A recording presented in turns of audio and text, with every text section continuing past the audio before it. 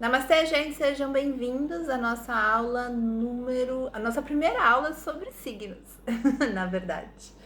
E essa eu acho que agora a gente começa a sentir um pouco mais do estudo da astrologia védica com uma perspectiva diferente do que a gente vem estudando até agora. Então, a primeira coisa que é legal você ter aí é mapa na mão, né? Sempre é legal estar com o seu mapa na mão, porque você vai ouvindo, você vai entendendo. Uma questão muito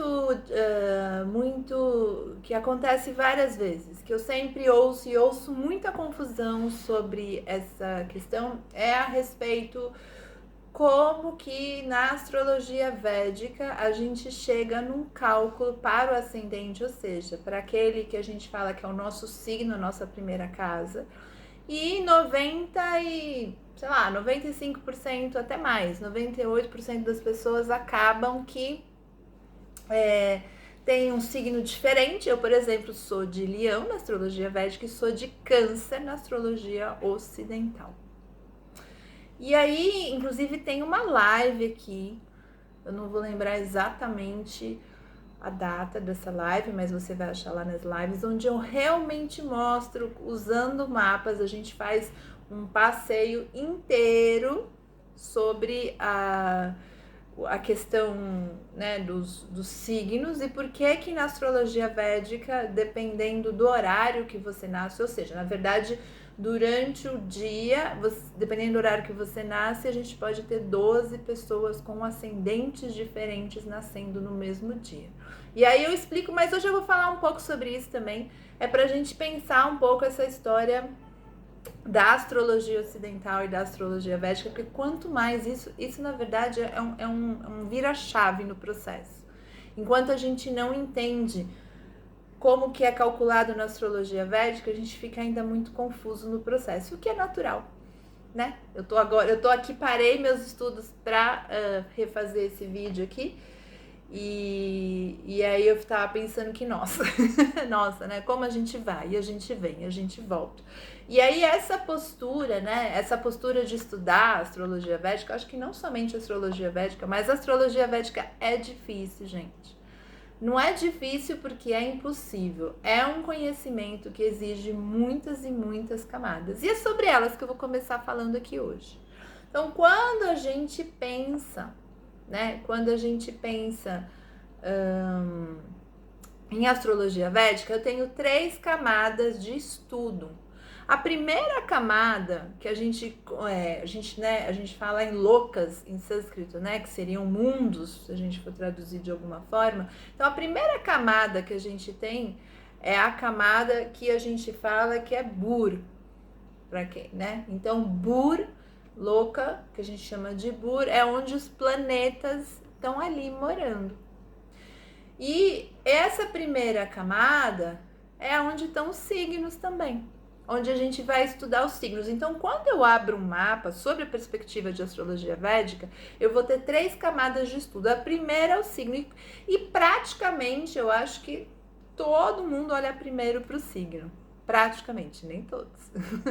Mas por quê? Porque o signo é a primeira, vamos dizer, a primeira camada que a gente tem que ticar para ver o que está funcionando, o que não está funcionando, quais são as dificuldades, quais são as qualidades. Então a gente vai. Então, por exemplo, quando a gente está estudando, então eu estudo lá, né? Eu, por exemplo, sou de Leão, então se eu sou de Leão, a minha primeira casa é Leão, minha segunda casa vai ser Virgem, minha terceira casa vai ser Libra.